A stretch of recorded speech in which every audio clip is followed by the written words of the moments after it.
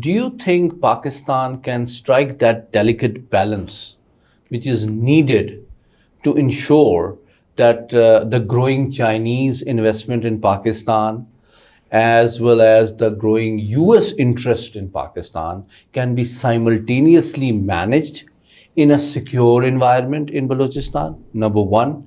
And number two, in the context of political economy, how do we make sure that the benefit of this very substantial investment in the mining sector, in the rare earth minerals and other areas in Balochistan, reach the common man of Balochistan and does not remain confined to the political elite?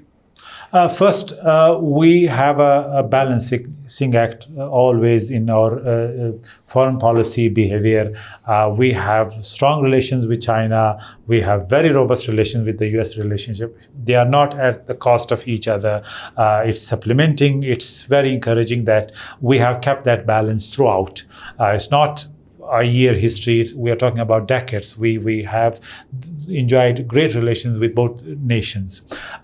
Secondly, when Pakistan offers something beyond geostrategic relations in terms of the trade domain, this is very welcoming, particularly in the context of the US-Pakistan bilateral relations. And here, Balochistan can play a vital role in terms of providing this access to rare earth that is there.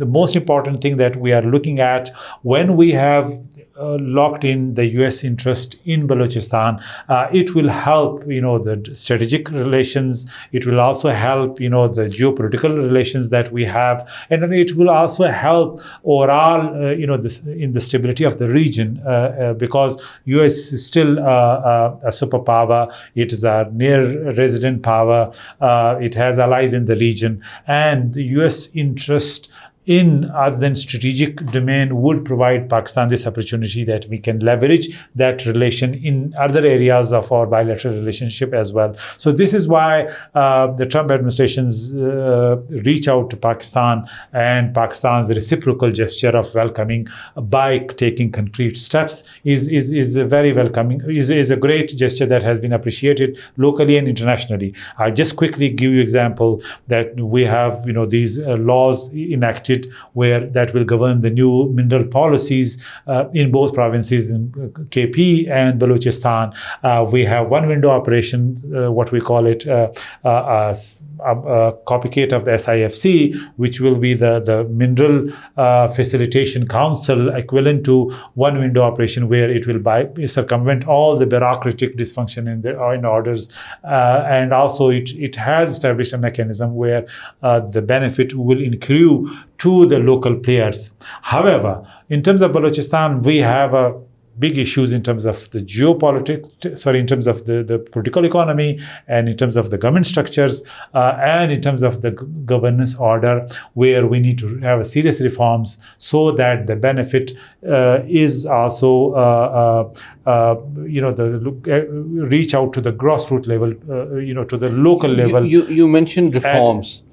What sort of reforms specifically do you have in mind, and why are they needed? Well, I mean, the governance model is really dysfunctioning, I would say, in Balochistan. The money is appropriating in a manner where the recipients would not get it. The corruption is a big problem. Mismanagement is another challenge. And what I call it, the governance disorder. What I mean is the bureaucratic dysfunction.